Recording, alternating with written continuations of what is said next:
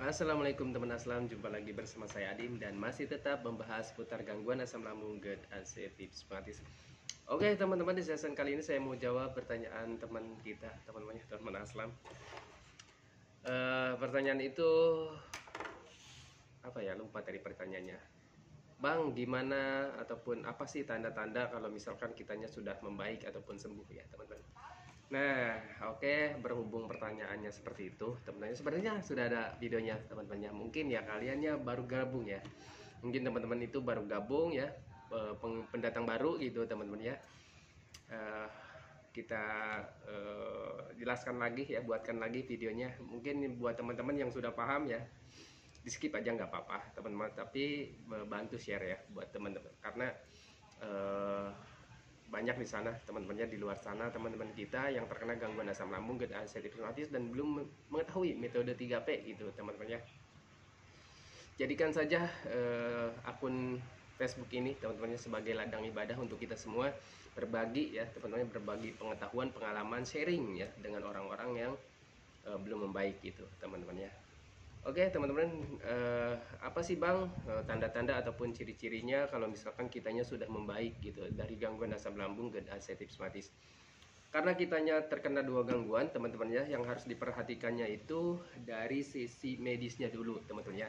Kita kan terkena dua gangguan ya. Yang pertama itu gangguan medisnya ya, di asam lambungnya, di GERD-nya gitu. Terus yang keduanya itu di anxiety-nya ya, psikis, di psikis. Psikis itu kan dari ketakutannya, kecemasannya gitu teman-teman ya, perasaannya yang terganggu gitu, mentalnya yang turun. Nah, itu psikis ya, psikis gitu teman-teman ya.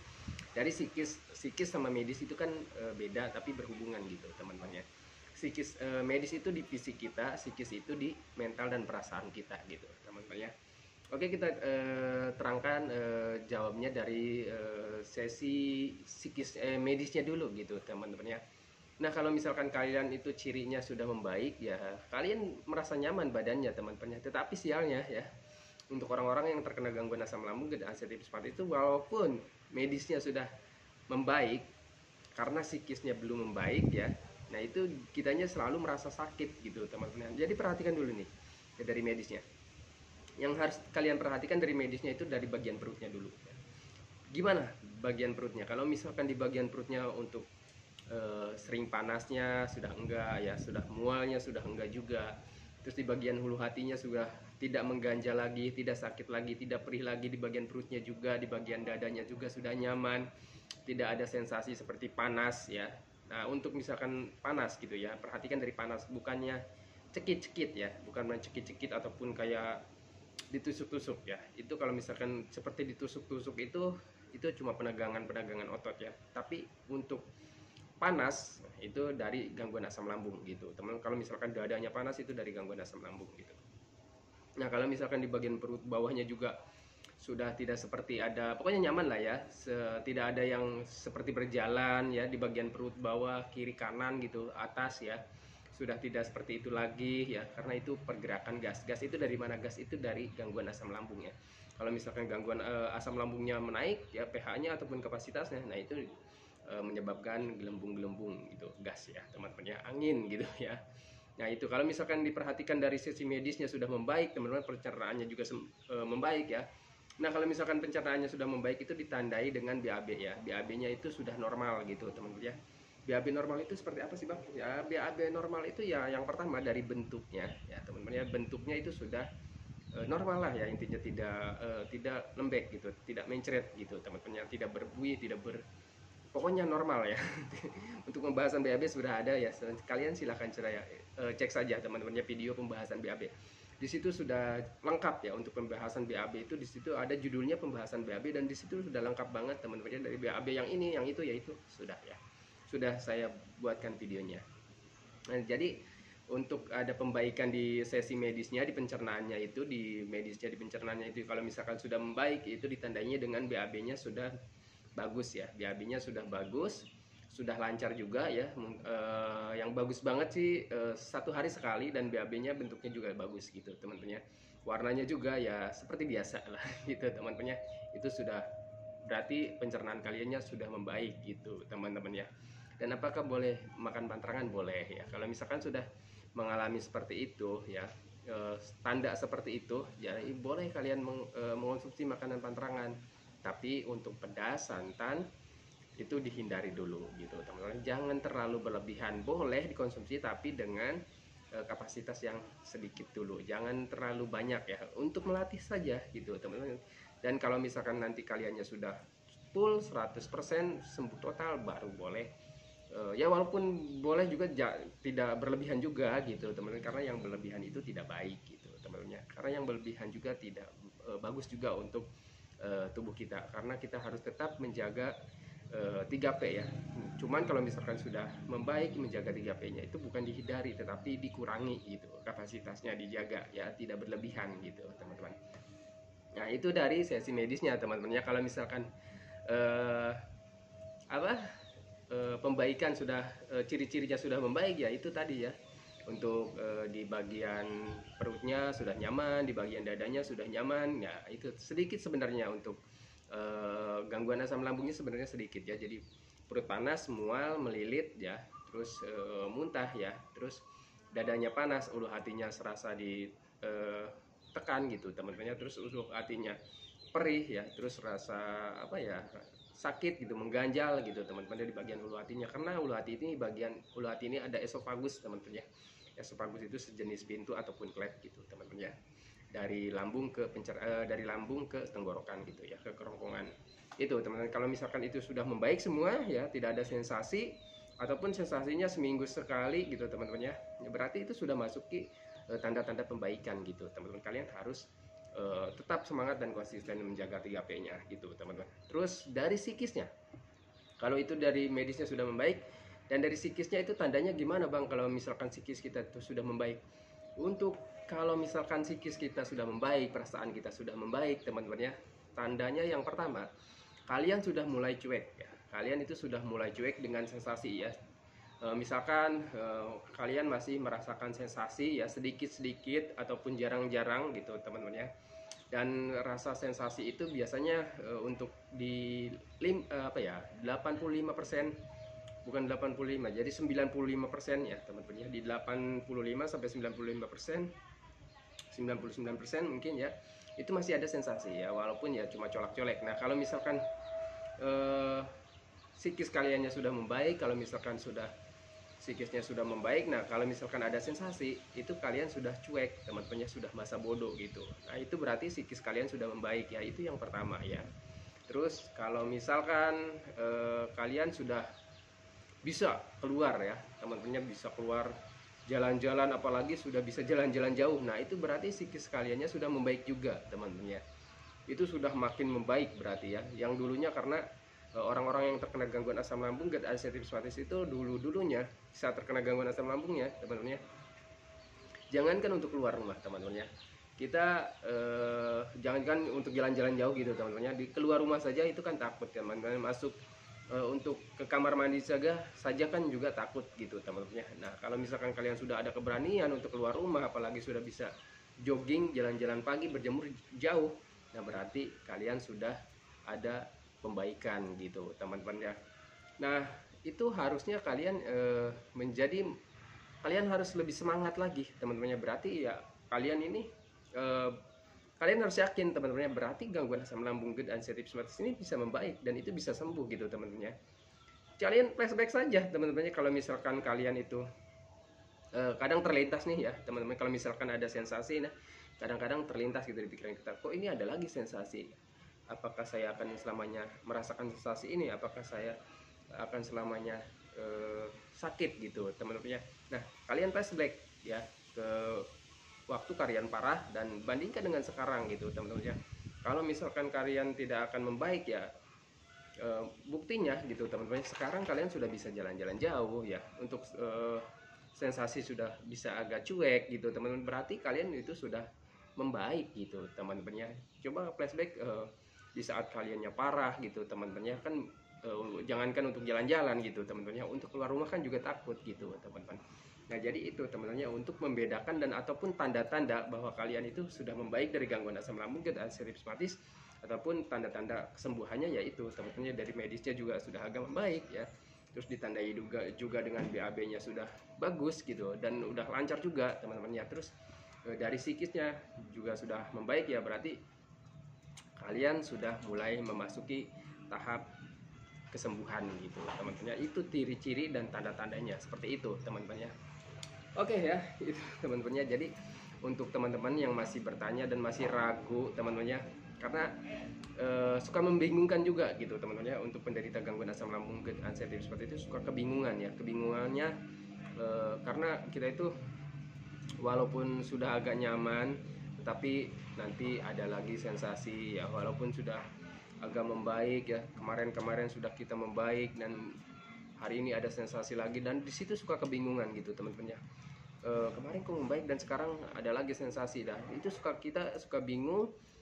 Terus kita berpikir bahwa kita itu akan menderita selamanya seperti itu gitu teman-teman. Hilangkan pemikiran seperti itu, kalian itu akan sembuh ya teman-teman. Kalian flashback saja ke kejadian waktu parah-parahnya gitu teman, dan bandingkan dengan sekarang. Kalau misalkan tidak ada pembaik, kalau misalkan tidak bisa sembuh, kenapa sekarang saya sudah bisa keluar jauh gitu teman-teman ya. Dan sekarang kenapa bisa menghirup udara segar lah intinya teman-teman ya. Jadi itu saja teman-teman ya. Jadi untuk membaikan perbandingan ataupun tanda-tanda ya, walaupun apa ya, tanda-tanda sudah membaik ya, itu tadi teman-teman ya. Jadi dari medisnya juga diperhatikan. Kalau misalkan sudah BAB-nya sudah bagus juga, berarti itu medisnya sudah membaik gitu teman-teman ya. Dan walaupun misalkan kalian ada sering kelayangan teman-teman ya, kelayangan itu sebenarnya bukan sensasi medis dari gangguan asam lambung teman-teman ya, tetapi itu dampaknya ya. Kelayangan, pusing kepala ya, terus badan sakit, pegal-pegal, sering kram, sering kesemutan, terus badannya meriang ya, meriang, kadang gerah ya, kadang keringat dingin ya. Itu semua bukan sensasi dari asam lambung teman-teman ya, itu cuma dampak ya, dampak dari gangguan asam lambung. Sensasi dampak dari gangguan asam lambung, sensasinya gitu teman-teman ya. Karena kalau misalkan itu semuanya respon-respon tubuh kita teman-teman ya. Dan untuk pegal-pegal ya, kram, sering kram, itu cuma dampak dari gangguan asam lambungnya gitu teman-teman ya. Ya mau misalkan untuk pegal-pegal ya, kalian harus cari tahunya ya teman-teman ya. Jadi pegal-pegal itu dari mana ya? Mungkin yang pertama kaliannya kurang gerak, terus yang keduanya dari kurangnya asupan nutrisi dan vitamin gitu teman-teman. Dari gizinya kurang juga gitu. Terus kalau misalkan kelayangan juga mungkin saja kalau misalkan medisnya kalian sudah membaik nih teman-teman ya, dari sensasi medisnya sudah tidak dirasa lagi ya, dari bagian perutnya, dadanya itu sudah nyaman ya teman-teman. Terus hanya mengalami sering kelayangan, pusing. Nah itu berarti kaliannya untuk asupannya ya, asupan nutrisi dan gizinya mungkin makan dari minumnya juga kurang gitu teman-teman ya. Dari makannya kurang, dari minumnya kurang ya, itu namanya kaliannya masih kekurangan asupan gitu teman-teman ya. Itu cuma respon tubuh kita saja ya, saat tubuh kita itu memerlukan asupan gitu teman-teman. Terus juga perhatikan juga dari tidurnya ya. Kalau misalkan tidurnya kurang, istirahat malamnya kurang dari 7 atau 8 jam ya, ya pasti ya, orang normal juga yang tidak terkena gangguan asam lambung GERD ansetif juga, mereka akan merasakan pagi harinya itu kurang nyaman ya. Dari bagian kepalanya, bahkan kualitas hidup di siang harinya itu kurang fit ya teman-teman ya, kurang sempurna gitu ya. Karena kenapa? Karena istirahat di malam harinya kurang cukup gitu teman-teman. Terus kelayangan ataupun pusing juga itu juga bisa dari dampak dari stres teman-teman ya. Dari coba pikir-pikir dulu teman, ingat-ingat, bukan dipikir-pikir ya. Kalau dipikir-pikir nanti nambah stres lagi. Coba ingat-ingat dulu ya, kalian itu masih memikirkan sensasi gak? Masih memikirkan penyakit gak? Kalau misalkan masih memikirkan sensasi dan penyakit tanpa disadari, itu menjadi beban pikiran juga buat kalian gitu teman-teman ya. Akhirnya ya kaliannya stres, akhirnya ya pusing juga gitu teman. Terus kelayangan juga gitu.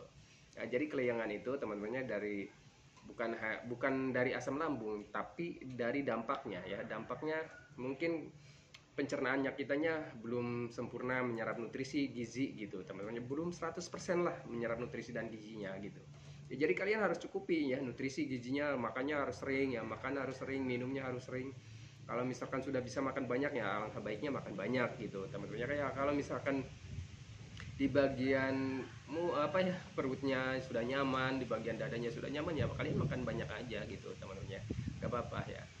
Ataupun sering ngemil juga, sering minum gitu teman-teman, karena untuk penderita gangguan asam lambung dan hepatitis itu harus sering makan, harus sering ngemil, harus sering minum gitu teman-teman, agar kebutuhan untuk tubuhnya setiap harinya, setiap jamnya, setiap detiknya itu terpenuhi gitu teman-teman.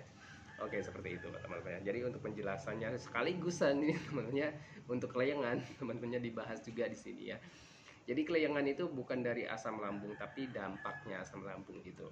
Terus sakit-sakit badan ya, sakit-sakit badan itu juga bukan dari asam lambung teman-teman ya. Jadi sakit-sakit badan itu karena mungkin tubuh kitanya masih kekurangan vitamin teman-teman ya. Yang pertama kekurangan vitamin dari, karena ya tubuh kita itu kan mau apa ya, tenaganya dari apa yang kita konsumsi gitu teman-teman ya. Apa yang kita konsumsinya harus mengandung banyak vitamin, gizi, mineral gitu teman-teman, nutrisi. Nah itu untuk tubuh kita. Kalau misalkan itu tidak ada ya, kekurangan, misalkan kalian makannya cuma sama nasi putih ataupun bubur ya teman-teman. Ada yang, bang saya tuh sudah 3 bulan makan bubur terus, ya itu ya. Jadi bubur itu tidak ada nutrisinya teman-teman, bubur itu tidak ada vitaminnya ya. Maka dari itu jadi tubuh kaliannya jadi kekurangan. Kita itu yang terkena gangguan asam lambung dan hepatitis itu butuh banyak vitamin ya, gizi gitu teman-teman ya. Untuk apa? Untuk mempercepat pemulihannya. Dan sialnya ya teman-teman ya, sialnya untuk orang-orang yang terkena gangguan asam lambung dan hepatitis itu makanannya terbatas ya. Walaupun kita memerlukan banyak vitamin, memerlukan banyak gizi ya, nutrisi, tetapi sialnya ya terbatas ya. Tetapi dengan terbatasnya kita makanan, walaupun kita terbatas dengan makanan yang bervitamin, yang bergizi, tetapi diseringi saja ya, diseringi saja makanya. Kalau misalkan kalian cocok dengan daging ayam, kalian cocok dengan ikan-ikanan air tawar, kalian cocok dengan bayam, kalian cocok dengan wortel, kalian cocok dengan pepaya, kalian cocok dengan tahu ya, kalian cocok dengan tempe, itu sering saja konsumsi teman-teman. Itu sudah termasuk banyak yang bernutrisinya, termasuk banyak yang bervitaminnya, termasuk banyak yang bergizinya. Kalian konsumsi saja itu seperti itu terus teman-teman. Nanti lama kelamaan nutrisi dan vitamin kalian ataupun gizi untuk tubuh kalian itu terpenuhi teman-temannya, dengan hanya makanan yang terbatas ya. Walaupun terbatas tapi itu banyak teman-temannya, walaupun terbatas itu tapi banyak gizinya, banyak vitaminnya, banyak nutrisinya gitu. Nah, akhirnya nanti lambat laun kebutuhan untuk tubuh kaliannya terpenuhi gitu teman-teman.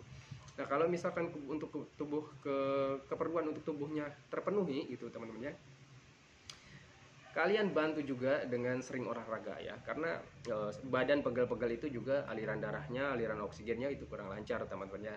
Seluruh tubuh kaliannya itu kurang lancar dan itu terhambat, terganggu karena kaliannya sering rebahan, karena kaliannya itu sering duduk manis gitu teman-teman ya. Jadi terganggu, tidak ada pergerakan, akhirnya aliran-aliran darahnya itu tidak lancar dan ada penyumbatan-penyumbatan biasanya kalau misalkan tidak lancar gitu, membeku gitu teman-teman ya. Karena ya tidak, kalian tidak aktivitas, mau ada peredaran pengaliran darah lancar gimana gitu teman-teman ya. Itu pengalaman saya seperti itu, karena saya juga dulu teman-temannya saat parah-parahnya ya nggak aktivitas sama sekali teman-teman ya, cuma tiduran, rebahan, duduk-duduk, terus cuma mondar mandir, nggak jelas juga, jarang juga itu juga mondar mandir juga teman-teman ya. Cuma di, ya pokoknya cuma rebahan ya, banyaknya cuma rebahan. Karena kalau misalkan kita tuh berdiri terus jalan itu goyang teman-teman ya, dan kalau misalkan goyang ya panik teman-teman. Kalau misalkan goyang terus badannya oleng itu panik teman-teman ya. Padahal itu kitanya sebenarnya kelamaan ya, kelamaan selalu rebahan, kelamaan selalu duduk-duduk gitu teman-teman. Akhirnya ya kalau misalkan sekalinya berdiri gitu goyang gitu, sudahnya kitanya kekurangan vitamin, nutrisi gitu teman-teman ya, terus ditambah lagi kitanya jarang gerak gitu teman-teman, akhirnya ya tubuh kitanya goyang ya, keseimbangannya terganggu gitu teman-teman ya. Karena untuk tubuh kita itu kalau kitanya sering rebahan ya, itu juga keseimbangan, mempengaruhi keseimbangan tubuh kita gitu teman-teman ya. Kalau misalkan kita sering rebahan berhari-hari ya, bahkan berbulan-bulan gitu teman-teman ya, ya sekalinya kita berdiri jalan kaki ya pasti goyang ya, karena keseimbangan tubuh kitanya terganggu karena kitanya terlalu sering rebahan gitu. Itu ya teman-teman untuk apa tadi, tanda-tanda kesembuhan ya, tanda-tanda. Jadi lengkap aja ya sebenarnya di semua video ini lengkap teman-teman ya. Untuk tanda-tanda kesembuhan dari gangguan asam lambung dan hepatitis itu tadi ya teman-teman ya. Yang pertama itu dari medisnya, perhatikan dari sisi medisnya. Kalau misalkan di bagian perutnya sudah nyaman, bagian dadanya sudah nyaman gitu teman-teman ya. Karena jangan perhatikan yang lain-lainnya ya. Kalau misalkan yang lain-lainnya itu dari seperti kelengan, pusing ya, sakit badan, kram, sering kram, terus di kaki juga sering kesemutan ataupun sering kram kakinya, sulit digerakkan gitu teman-teman ya. Itu hanya dampak-dampak saja, tidak usah dikhawatirkan ya teman-teman ya. Kalau misalkan bagian perutnya sudah nyaman, bagian dadanya sudah nyaman, ya lakukan saja aktivitasnya teman-teman ya, latihan gitu teman-teman ya, latihan aktivitasnya gitu teman-teman. Terus dari psikisnya juga, kalau misalkan sudah membaik ya kalian sudah berarti sudah ada keberanian ya, itu medisnya sudah membaik, psikisnya gitu, psikisnya sudah membaik, salah mulu nih psikisnya sudah membaik gitu teman-teman ya. Itu ya teman-teman ya, jadi itu saja pembahasannya untuk tanda-tanda ataupun ciri-ciri kalian itu sudah membaik gitu teman-teman ya. Karena untuk orang-orang yang terkena gangguan asam lambung dan ulcerative colitis itu suka kebingungan ya teman-teman ya, apa saya sudah membaik ini ya gitu teman-teman ya. Oke, itu saja teman-teman ya videonya. Saya akhiri ya teman-teman ya. Tetapi sebelum saya akhiri, saya doakan buat kalian teman-teman ya yang belum membaik dari gangguan asam lambung dan ulcerative colitis, semoga kalian itu cepat membaik teman-teman ya. Semoga kebahagiaan kalian itu cepat kembali lagi teman-teman ya. Semoga kalian itu cepat sembuh total lah seperti biasanya teman-teman, kembali lagi kebahagiaannya, keceriaannya gitu teman-teman ya.